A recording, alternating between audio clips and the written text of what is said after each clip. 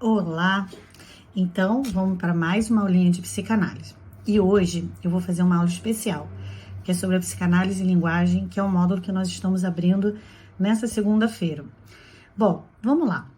O Lacan, quando ele faz o resgate dele a Freud, né, por ter sofrido aquela excomunhão, que também tem um vídeo aqui que fala sobre isso, ele vai em grandes linguistas da época, Lévi-Strauss, Saussure, para tentar entender como que se estrutura a linguagem.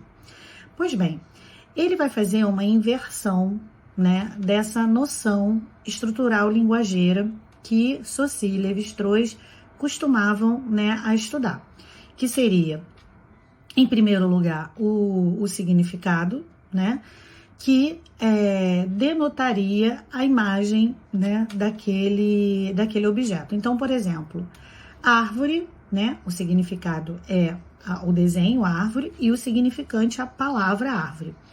E o Saussure entendia, né, que o mais importante era o significado da palavra. No entanto, quando o Lacan faz, né, essa releitura, ele vai dizer o seguinte, que no inconsciente as coisas funcionam de forma diferente.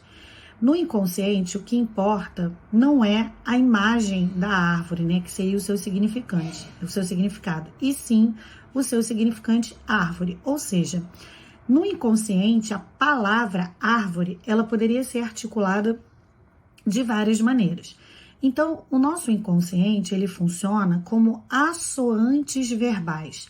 Ele vai pegando o som da palavra, a palavra como uma coisa e não como um significado universal aureliano. Pois bem, vocês podem achar que essa noção de psicanálise e linguagem veio do Lacan, mas isso não é uma verdade. O próprio Freud, quando ele escreveu Psicopatologia de uma Vida Cotidiana, ou quando ele escreveu A Interpretação dos Sonhos, ele já falava que o inconsciente ele tinha um funcionamento xistoso, que o inconsciente ele brincava com as palavras.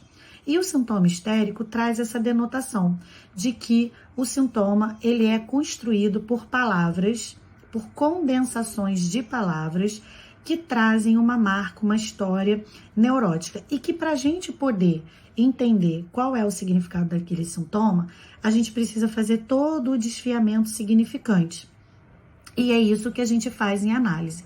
Então, quando a gente pensa em psicanálise e linguagem, a gente pensa no poder da fala, no poder das palavras, da gente poder entender a neurose, né, poder explicar o sintoma, e essa é a nossa clínica. Então, o grande material que o psicanalista trabalha é com as próprias palavras. Esse é o nosso instrumento, esse é o nosso material.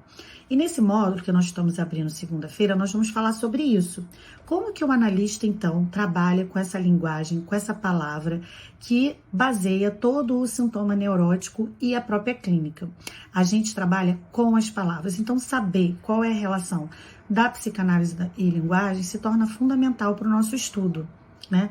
Porque, afinal de contas, o próprio Freud dizia, né, quando ele estava lá em contato com as histéricas, ele dizia assim, deixa elas falarem, vamos ouvir o que elas têm a nos dizer para que a gente possa tratá-las. Então, essa é a relação, né, da psicanálise e da linguagem, que é a nossa técnica fundamental da associação livre e do desfiamento dos sintomas. Espero que vocês tenham gostado. Vocês sabem que nós estamos aqui toda quinta e todo domingo às 18 horas, trazendo novas pílulas de conhecimento sobre psicanálise. Então, nos aguarde aí e até a próxima. Tchau, tchau.